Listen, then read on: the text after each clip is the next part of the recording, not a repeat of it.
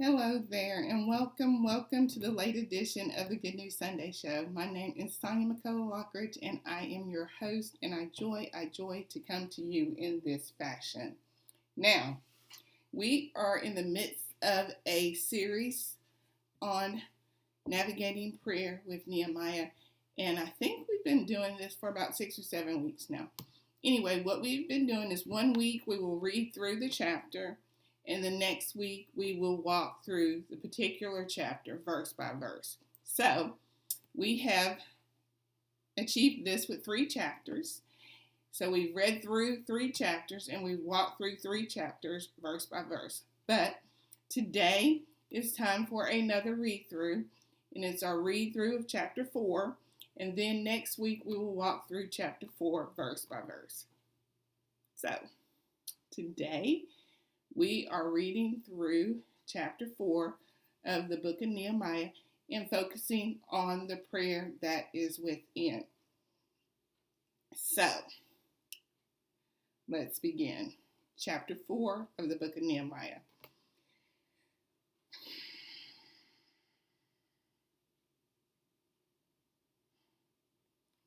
Now it came about when Sanballat heard that we were rebuilding the wall, he became furious and very angry and mocked the Jews. He spoke in the presence of his brothers and the wealthy men of Samaria and said, "What are these feeble Jews doing? Are they going to restore it for themselves? Can they offer sacrifices? Can they finish in a day? Can they revive the stones from the dusty rubble, even the burned ones?"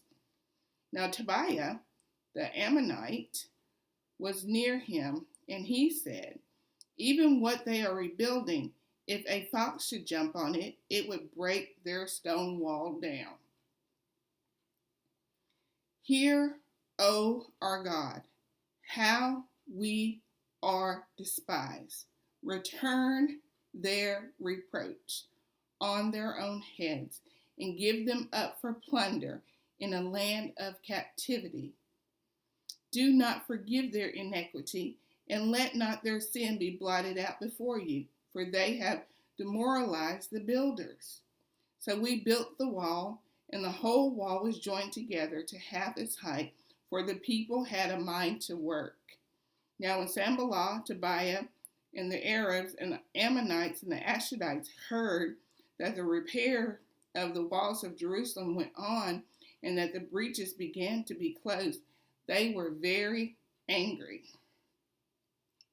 All of them conspired together to come and fight against Jerusalem and to cause a disturbance in it. But we prayed to our God, and because of them, we set up a guard against them day and night. This is Judah. Thus, in Judah, it was said, the strength of the burden bearers is failing.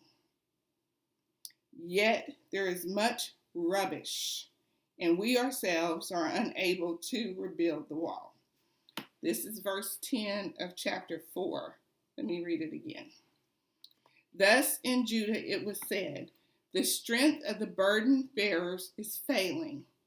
Yet there is much rubbish, and we ourselves are unable to rebuild the wall.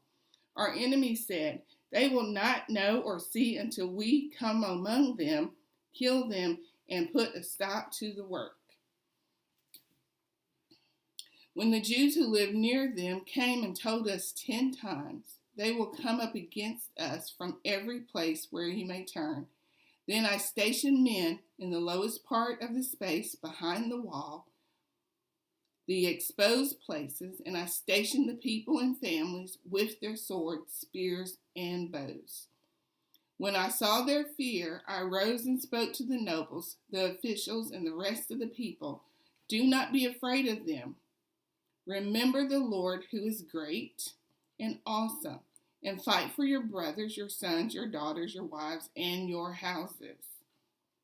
When our enemies heard that it was known to us and that God had frustrated their plan, then all of us returned to the wall, each one to his work.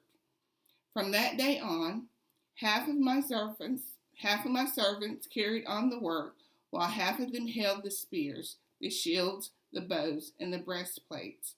And the captains were behind the whole house of Judah. Those who were rebuilding the wall and those who carried burdens took their load with one hand doing the work and the other holding a weapon. As for the builders, each wore his sword girded at his side as he built, while the trumpeters stood near me. I said to the nobles, the officials, and the rest of the people, the work is great and extensive, and we are separated on the wall far from one another. At whatever place you heard the sound of the trumpet, rally us to there. Our God will fight for us. So we carried on the work with half of them holding spears from dawn until stars appeared. At that time, I also said to the people, let each man with his servants spend the night with Jerusalem, so that they may be a guard by night and a laborer by day. So neither I, my brothers, my servants, nor the men of the guard who followed me, none of us removed our clothes. Each took his weapon, even to the water. So there we have it. There's 23 verses of chapter 4 of the book of Nehemiah, read in the NASB version of the text. And if I had to title this today, I think I would title it A Guard for Us by Night and a Laborer by Day. That is part of the message I think that this book of Nehemiah is teaching us. It's a 24/7 approach. That's all I have for us today.